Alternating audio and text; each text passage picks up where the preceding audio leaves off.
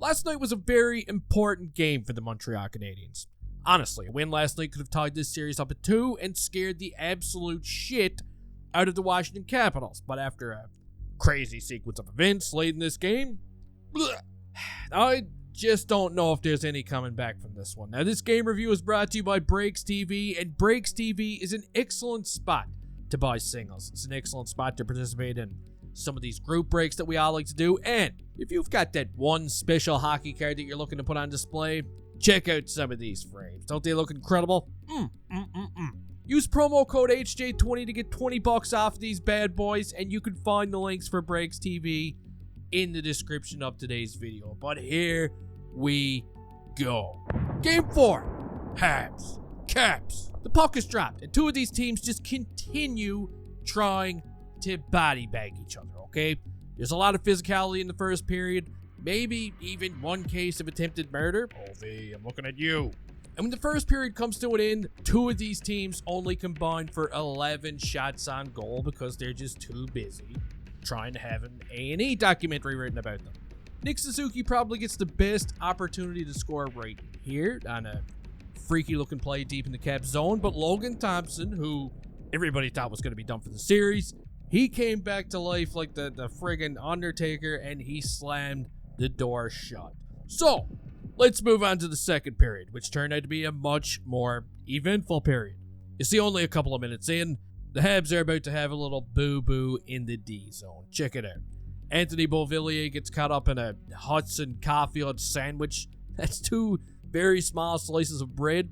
This puck starts gliding towards Jakob Dabisch like a curling rock or something. And I thought he was going to cover it. Caulfield probably thought he was going to cover it. But for some reason, guess what?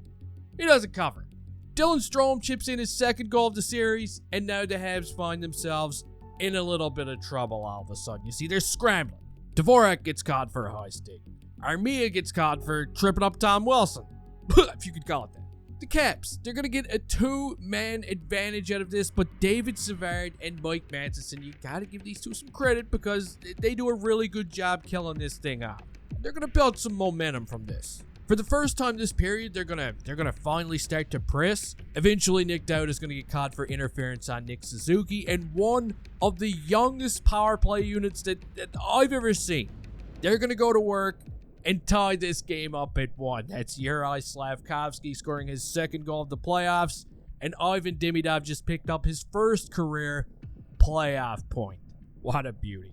What a beauty he's going to be. Now, as play goes on, I don't know about you, but this game just felt like it was a pot on the stove, okay? You were just waiting for it to boil over. You were waiting for fireworks. Tom Wilson is going to get absolutely dumped by Josh Anderson with just under 4 minutes remaining in the second period, which does give the Caps a man advantage, but when Alexander Ovechkin trucks over Jake Evans and puts him in a little bit of a spin cycle, he's going to get caught for interference, which kills off the remainder of the Caps power play, and also it gives the Habs a man advantage to close out the second period.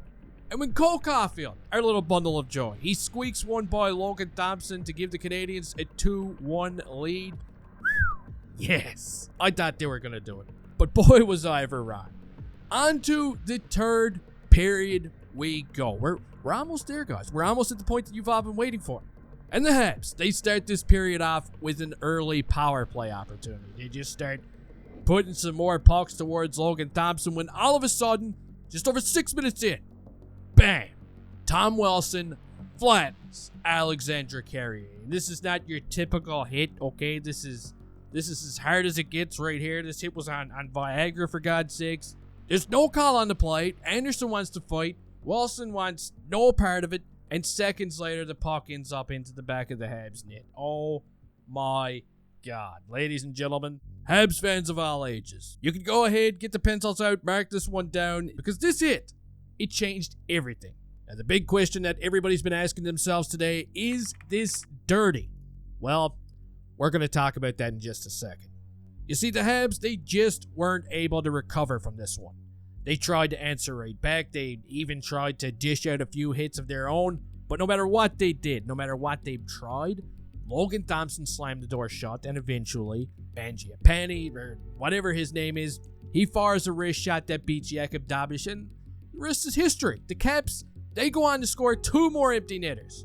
One of them was from Brandon Duhaime, and one of them was from public enemy number one, who was just giving it to the fans. And look, you can hate Tom Wilson all you want, okay? But he single-handedly changed the entire series last night. You bet this is a deflated team right now. You don't forget shit like that. But now we're going to go back to the hit. I do want to take another look at it. I mean, after all, this is probably one of the biggest topics in hockey right now.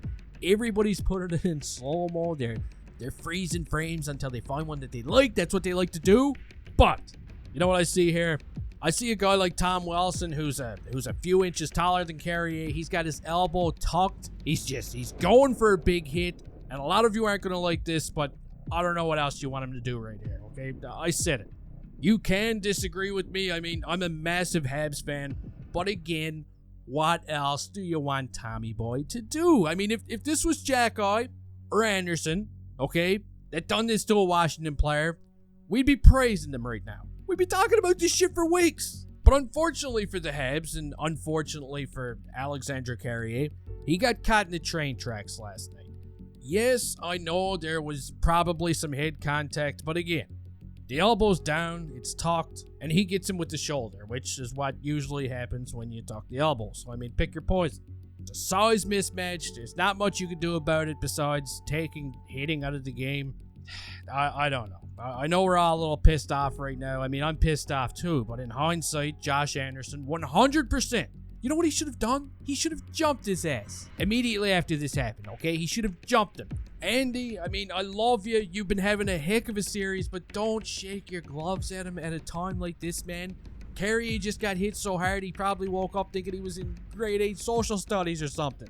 Now the Habs are down in the series. They're going back to Washington. They all want a piece of Tom Wilson probably after what he did last night. And you know what that means? Mission accomplished. Tom Wilson's got the Habs right where he wants them. And man, did this game ever sting. It stung quite a bit because it felt like every single one of these games were close. I mean, if you put empty net goals aside, every game the Canadiens lost was decided by a goal. But after last night's crazy sequence of events, the Habs find themselves in a bit of a pickle. They're going back to Washington. They're facing elimination. They got hatred in their bellies. They're all banged up. Nobody knows what the situation is right now with the number one goaltender, Samuel Montembeault. Alexandre Carrier is trying to make it to grade 9 social studies. And I hate to be a Debbie Downer, but the boys, they got to be deflated right now. And it's going to be really tough to bounce back from this one, boys. But, I mean, hey, that doesn't mean it can't be done. But if they do, it's going to be a story for the age. But that's going to do it for this game review. And I know I'm about to take a lot of heat for my take on that Tom Wilson hit. Sorry in advance to those of you that I'm about to piss off. But hey, everything happens fast. It's playoff hockey. And like I said before, if that was Junkie or Anderson making that hit, we'd be singing a different tune right now. Let me know your thoughts down in the comment section. Don't forget to take out some of your frustration on that like button. Maybe give that one a hit from behind. And hey, I'll see you next time.